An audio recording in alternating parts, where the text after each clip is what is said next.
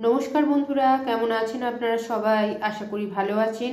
তো আজকে আমি বানাচ্ছি শীতকালে স্পেশাল রেসিপি, সবার বাড়িতেই মোটামুটি হয়ে থাকে, পালং পনির। তার জন্য আমি পনিরটাকে এরকম ডুমো ডুমো করে কেটে হালকা করে ভেজে নিয়েছি। আপনারা যদি ফ্রেশ নরম পনির পান তাহলে না ভেজেও দিতে পারেন। আর এখানে পালং শাকগুলোকে আমি ধুয়ে পরিষ্কার করে রেখেছি। পালং পনির বানানোর জন্য পালং শাকটাকে প্রথমে সেদ্ধ করতে হবে, তাই জন্য নিয়ে নিয়েছি জল। আর জলে আমি দিচ্ছি সামান্য একটু বেকিং সোডা, কয়েকটি কাজু, 3টি মতো আমন্ড দিলাম, আর দিলাম সামান্য একটু অল্প পরিমাণ নুন। বেকিং সোডাটা দেওয়ার কারণ হচ্ছে তাহলে পালং শাকের কালারটা চেঞ্জ হয় না। এবার এই জলের মধ্যে আমি পালং শাকগুলো দিয়ে দিচ্ছি। সমস্ত পালং শাক কড়াইয়ের মধ্যে দিয়ে দিয়েছি। এবার এটাকে চাপা দিয়ে কিছুক্ষণ ফুটতে দেবো যাতে পালং শাকটা সেদ্ধ হয়ে যায়। এখানে পালং শাকটা আমার সুন্দরভাবে সেদ্ধ হয়ে গেছে।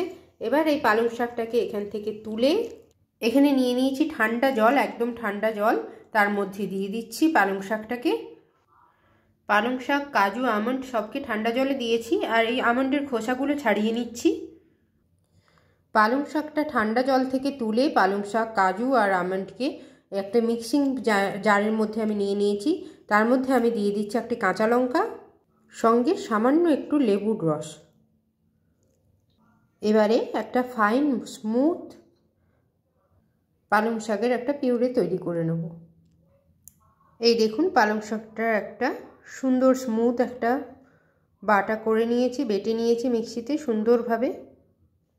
এবারে কড়াইয়ের মধ্যে নিয়ে নিয়েছি ঘি। ঘিটা গরম হয়ে গেছে, তার মধ্যে দিয়ে দিচ্ছি গোটা জিরে, সামান্য একটু হিং।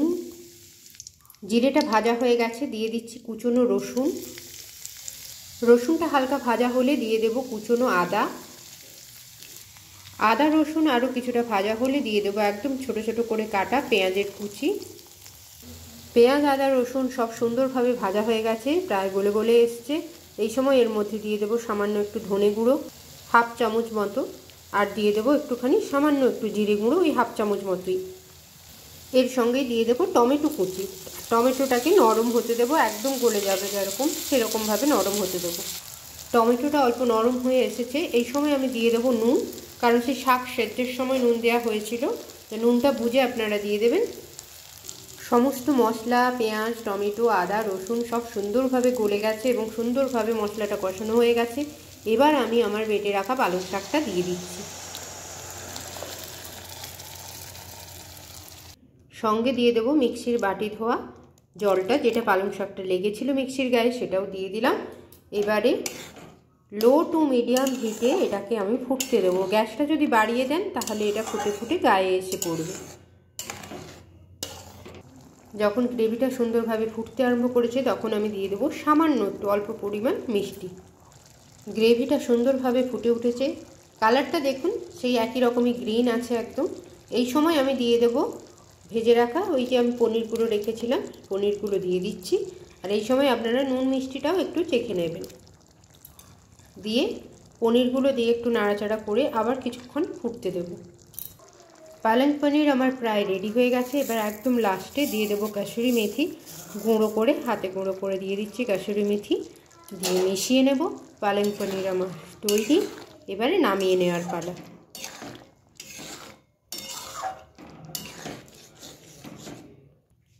আমার পালং পনির তৈরি হয়ে গেছে, এবার নামিয়ে নিচ্ছি। এই দেখুন বন্ধুরা, পালং পনির আমি নামিয়ে নিয়েছি। এবারে ওপর থেকে বাটার দিয়ে দিতে হবে। বাটারটা মেল্ট হয়ে হয়ে পুরো পালং পনিরের মধ্যে যাবে, আর স্মেলটাও অদ্ভুত আসবে। তো এইভাবে একবার পালং পনির আপনারা বাড়িতে বানাবেন আর আমাকে জানাবেন যে কেমন লাগলো আপনাদের। তাহলে বন্ধুরা, আজকের মতো এইটুকুই রাখলাম। নমস্কার।